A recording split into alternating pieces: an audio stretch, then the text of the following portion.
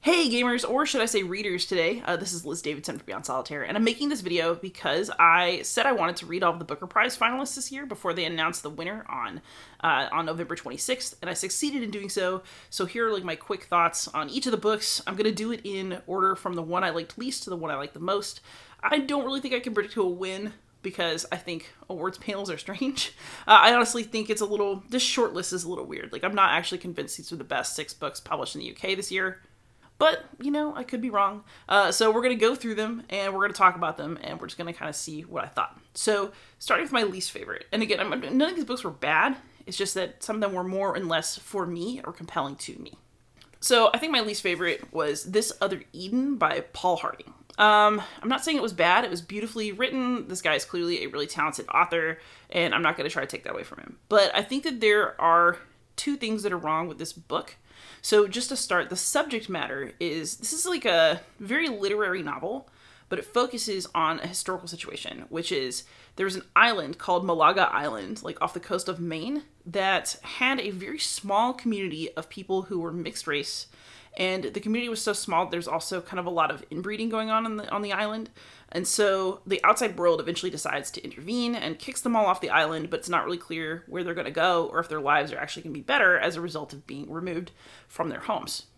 So this book is about the people on the island, and it's also about the outsiders who are kind of the opinion that they should be removed. And the main person who is an outsider who's characterized a lot in this book is the teacher who comes to the island like seasonally and tries to teach the kids to read, and is like, wow, for mixed race kids, these kids are really talented, wow, and like tries to convince other people that is so, but he can't actually help the people on the island, and just kind of looks at the mess he made and tries to tell himself it was for the best. So, it's kind of a rough plot line, but there are 2 things wrong with it, in my opinion. One is that I think that the focus might have been different if somebody who was actually mixed race or non-white had written this book. As far as I can tell, Paul Harding is white, and it feels a little gross to see him like mining the suffering of the people on the island and kind of putting their stories into like very biblical terms, while also presenting them as these like extremely poor, countrified, incestuous people. It just feels a little exploitative.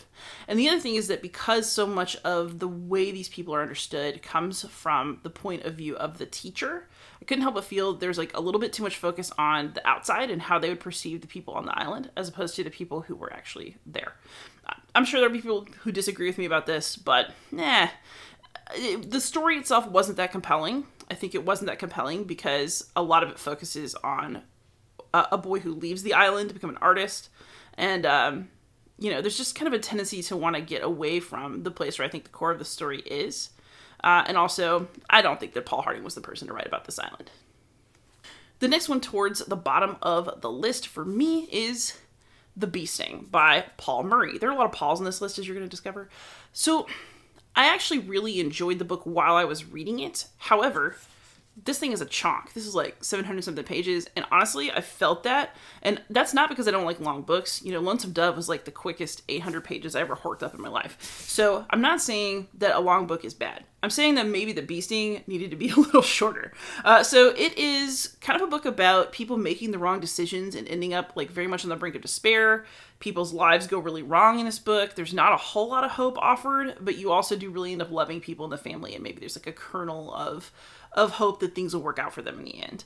But basically you get chapters from different family members' viewpoints, starting with the kids. And I will say that this author does a very good job of kind of getting into the minds of children and explaining their reasoning and how they see the world. And it was cool. I was actually more interested in the parents when we get to them. But, so I don't want to give away the plot line entirely, but there were reasons why this family was the way it was that when I learned about them really pissed me off. I just don't like certain things to be used as a plot line. So basically, I don't want to give it away. You'll have to read it if you want to find out, or just message me and I'll tell you if you want a spoiler. But for me, this was a book that went on too long. It was like a little too upsetting because everything just felt like it was piling on wrong with, I didn't really like the direction it was going. And then when I found out why this family had ended up the way that it did in the first place, and like there are little clues throughout the book, but like there's a really big one once you get to the later stages, I ultimately just felt kind of disappointed. I can see people really loving this book. It's very well written. It's very engaging. But for me, it had a plot trope I really hate. All right. So now we're going to go to my fourth on the list. So we've gone 6, 5, 4.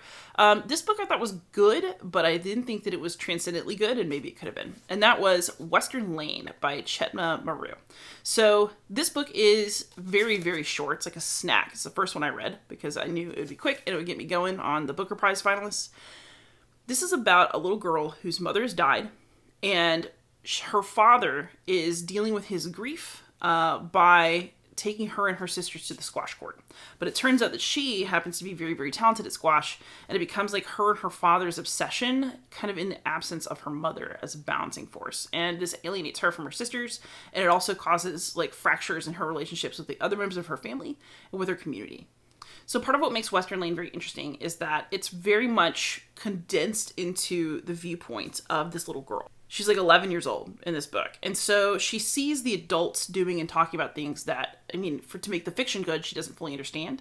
But you as an adult reader are able to like perceive more. So this is about a non-white family operating in British society. So there are some racial lines that this girl is learning how to navigate. Her family has traditional expectations of her that it's not totally clear that her father has of her or that she has of herself. There are definitely some conflicts about what it means to grow into a proper woman like her mother would have wanted, and what it would change if she was going to be a squash player. Her father can't clearly take care of all the girls, and there's some like discussion about whether one of them should go to live with other family members. And all these things are really dramatic. They're a big deal, but they're so quiet, like as refracted through this 11-year-old's viewpoint. Like one of the things about this book, I think, is that I really like very understated prose, and I like being forced to kind of figure out what's going on from clues and the context. But this book was kind of like listening to something in snow. Like it was just so quiet. It was so muffled in a way. And I think that maybe it was too quiet and too muffled, and that the restraint was a little too much. It would have needed to let go just a little bit more to go from being a really good book to being a great book. That said, I thought it was a really enjoyable read. I thought it did a really good job of kind of focusing on a little kid's ambitions and then kind of placing her within the larger culture around her in a way that was really compelling. Third on my list, and I'm not sure that it's third, like it's a book that I kind of love and I kind of hate, and for that reason I'm putting it right in the middle. So my number 3 on the list is Study for Obedience by Sarah Bernstein. I, in a lot of ways, don't totally know what to say about this book. I probably need to read it again. Actually, I'll probably read it again before I trade it on, because it was weird, but like in a cool way. So this is a classic setup where you have a very, very unreliable narrator. So this woman is going to live with her brother. She makes it very clear that she spent her life being very self-sacrificing for members of her family, and that's something that she's like proud of, but maybe resents a little bit. But you can't really tell because she's so unreliable. She's just like this person who's very difficult to read, even if you're reading the book that she's narrating. And so what's weird is that she's in this town. It's clearly in a place that is foreign to her, but where her family used to live in the past. So she has a historical connection to the location where her brother lives, but culturally she is an outsider. She is coded as Jewish, as you'll notice throughout the book, but it's very, very understated, and you have to like find the clues that get you there. But there's definitely something more going on than just like a racial or religious divide. It's pretty clear her brother has assimilated fairly well to the town, but when he goes out of town and she tries to interact, like the feelings of alienation and nobody liking her and just totally not fitting in are so intense that it's like almost embarrassing to read. And it's also hard to figure out what the hell this woman is doing that makes people hate her so much. Like we're talking like parents covering their baby's eyes, like running away from her as if she's some sort of witch. And she like definitely does things that are super socially inappropriate. Like she makes these little figures out of grass and like leaves them as a gift on people's doorsteps, and it like freaks everybody out, like Blair Witch Project style. But she like doesn't realize that could be a weird thing. And then I don't want to give any more away because I feel like you have to piece this book together yourself and draw your own conclusions. I'll be super interested in hearing from anybody else who's read this thing because it's weird. But you get to the end And you start to realize that, she's been presenting herself as this nice, helpful person the whole time. And there's some very creepy stuff that happens at the end of this book. It's one of those ones where, like, nothing happens, but also so much is happening, and you don't really get a conclusion. You just have to come to your realizations about who you think this narrator is and what she is doing, and then, like, go from there. It's weird. I liked it. I hated it. I don't know. Like, is it just too overwrought? Is, like, trying to be the lottery but doesn't have the same satisfying conclusion as the lottery? Like, I don't know. But I feel like what Sarah Bernstein did here is so ambitious, and it does succeed well enough that it warrants a higher place in the list, even if I don't really think that it should win. I respect the ambition, and I think it's worth attempting to read it if you like to read, like, strange, mysterious things. All right, so now we're up to my top 2. My number 2 I actually had to have imported from the UK because it wasn't published in the United States on time. Thanks, everybody. But it's Prophet Song by Paul Lynch. Told you there were a lot of Pauls in this list. So Prophet Song is a wonderful story for this time. So this one's kind of like a Handmaid's Tale sort of warning. It's set in Ireland, but Ireland has gotten really fascist, and it's starting to really restrict people, and there's creepy secret police everywhere. People are being detained for no reason, and everybody's trying to figure out what they want to do about that. Are they going to fight back? Or are they going to try to escape? And this woman is a mother with a whole bunch of kids, and she's now a single mother because her husband's been picked up because he was the leader of a teachers union, which kind of hit home for me as a teacher. So the book is about her deciding what she's going to do. Her father has dementia. He's going to be hard to move. Her sister's already in another country. Maybe she can go to her sister, but they're, like, a little bit not close. Her kids are torn over what to do. Some of them want to stay and fight. She's got little ones who maybe need to be gotten out of there, but she's also seeing if she can find her husband before she does anything, because if he gets out and she's not there, then what'll happen then? And so she's got this really tough situation on her hands, and really brutal things happen throughout the book. Like, this is not a book that, like, gets better and better. It's a book where everything just gets worse. But I think that's probably realistic to its premise. So I thought the book was really good. I also think that the book's writing style sometimes was a boon to it, sometimes got in the way. So you can tell that Paul Lynch has read a whole lot of Cormac McCarthy. There's a lot of kind of interesting word pairings and, like, pushing at the edges of proper grammar and, kind of stream of consciousness stuff going on in here. It feels like Blood Meridian set in fascist Ireland. It's not that violent, but it's got that same kind of almost confusing flow until you get into it. And there were times when I thought that was really beautiful because it kind of expressed the jumble of thoughts the mother was having, how confusing her situation was, how brutal everything was, and just sort of the shock of seeing horrible things happen in a place that you thought was safe, in a place that you thought was your home.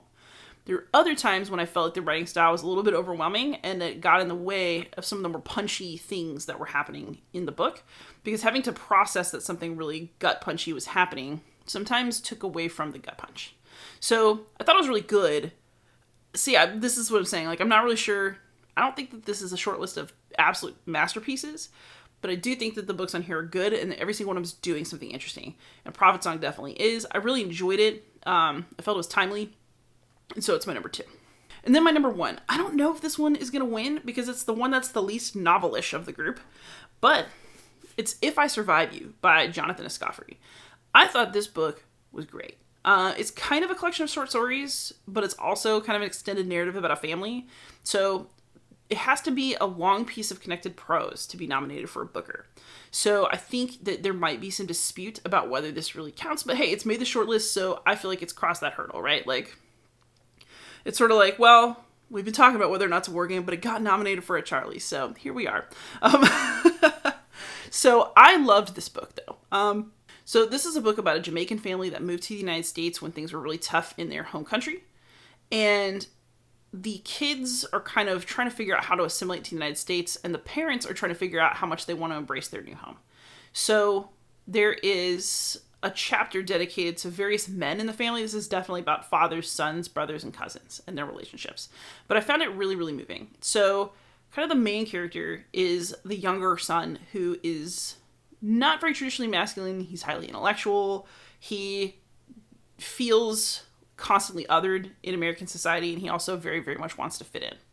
And so he struggles with his identity, and he also struggles with his family. So, he's got a brother who is dad's favorites, and that causes a lot of emotional rifts. He's got a father who is kind of distant, doesn't know how to emotionally connect to his child, and makes some parenting decisions that further estrange their relationship. There's a cousin who has probably the saddest chapter in the entire book, but it was fantastic. And basically you're just getting in touch with these men who are figuring out how to emotionally relate to each other about their jealousies, their feelings of abandonment, their inability to apologize. And a lot of it is centered around this like family home that they move into that's like the childhood home for the boys. But it's a crap hole that like gets restored, but it's still on horrible land. It's like sinking into the ground, and still they're all fighting over this toxic house. And so this book was wonderful because every character was super engaging. You do have to read some chapters that are in sort of a patois, but I thought that was fine. I really enjoyed it, actually. It gave the book an extra spice and like an extra way to see through somebody else's eyes. So I was personally here for it. I know some people complained about it, but I don't care. There were several parts of this book that just really punched me in the heart, because I liked watching these different characters try to find each other, even though they're so close, like how hard it is for them to connect, and the way that Escoffier creates that tension and creates emotions surrounding his characters is just really, really good. I would read anything this guy writes. I think that his prose was the most addictive of the bunch, and I think the things that he did with it were the most emotionally engaging of the bunch. So this is definitely my number one pick, and I hope it wins a Booker. I don't know if it will, but I hope it does. So just some kind of final thoughts on the list now that I've gone through them all. I can't help but look at them and think, why were these the ones that made the shortlist? I did this a couple years ago in 2021 and discovered one of my favorite authors, Brandon Taylor. And so I think it's definitely worth it sometimes to just like read the top books on a prize list and kind of see what you see.